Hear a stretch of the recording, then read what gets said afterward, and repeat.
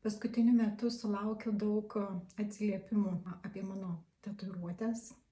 Atsiliepimai blogi, su priekaištais, su kai kas net ir su tokiais vos ne keiksmais.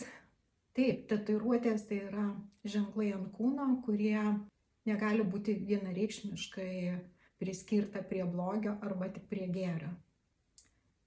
Ar jūs žinojot, kad energetinėme lygmenyje, ne fizinėme, tai yra dvasinėme, ten, kur mes paprastai savo įprastų regėjimų nematome, tai mūsų kūnas visas yra išraižytas geometriniam figūrom, įvairiais kodais geometriniais.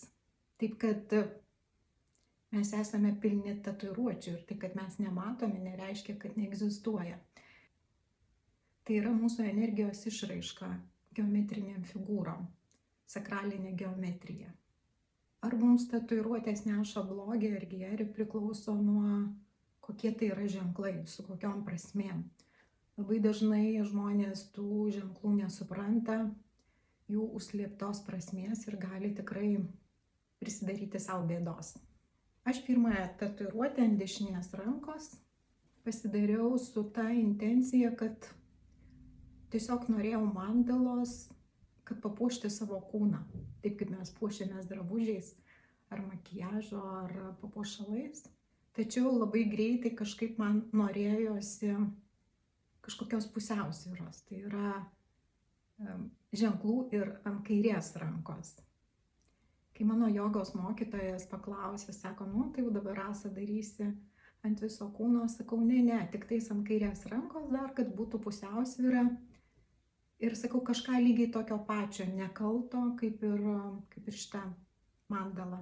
Aš išsirinkau tai, kas man buvo gražu, koks piešinys. Ir vėliau, kai Andrius pamatė šį piešinį ant kairės rankos, sako, norėjai kažko nekalto, sako, užsidėjai lotosą, kuris yra nušvitimo ženklas. Tuo metu aš kažkaip net nesigilinau. O lotosas tai budizme ir kitose rytų kultūrose tai yra tiesiog transformacijos, prabudimo ir nušvitimo ženklas, nes kaip augalas lotosas, jisai kol pražydi, jisai auga dumbluose, purvuose ir pražysta į labai gražią gėlę. Tai simbolizuoja ir žmogaus kelionę šiame gyvenime, kada jis nesvarbu kokiuose išbandymuose, griuvimuose gyvena, jis visada turi potencialą nušvisti, pabusti, pražysti. Tai štai tokia istorija mano tatuiruočių, nors iš tikrųjų tai pirmas impulsas buvo labai prieš daug metų, kai labai jau retas, kas darydavo tas tatuiruotės. Buvo impulsas pasidaryti drakoną. Aš jį mačiau auksinį ir po to suvokiau, kad tokį, kokį mačiau, vis tiek aš ant kūno negalėsiu jo pasidaryti. Truputėlį vėliau sužinojau, kad tie metai buvo auksinio drakono.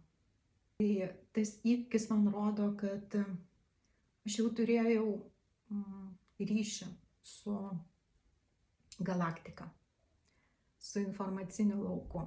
Kada gali būti blogis tatuiruotės, kada mes jas daromės ne iš pajautimo, ne iš sąmoningumo ar žinojimo, kokių reikia ženklų kūnui, kad padėti energetiškai.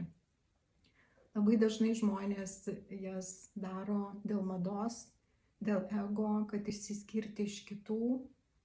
Tai tuomet nesakau, kad tai yra visą laiką blogai. Kartais siela gali vesti ir nuvesti ten, kur reikia, bet būna yra atvejų, kada gyvenimas griūna.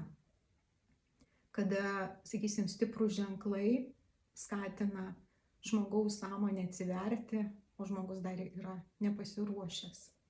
Gali netgi tie ženklai nuvesti į sudėtingas fizinės ligas. Todėl, kai jaučiate impulsą, ruošiatės daryti tatuiruotę, Tai galbūt susitikite su žmogumi, kuris sugeba skaityti jūsų dvasinę informaciją. Taip pat dar buvo toks komentaras, kad per tatuiruotės mes gaunam sunkiųjų metalų, mūsų kūnas gauna. Taip, aišku, tai yra, bet mes sunkiųjų metalų gauname daug. Ir per maistą, per vandenį, per orą kvėpuodami. Tiek, kiek gaunam per tatuiruotės, tai jau čia palyginus yra smulkmena. Taip, kad tenka kūną valyti, prižiūrėti, kad jis galėtų bent kažkiek ilgiau funkcionuoti.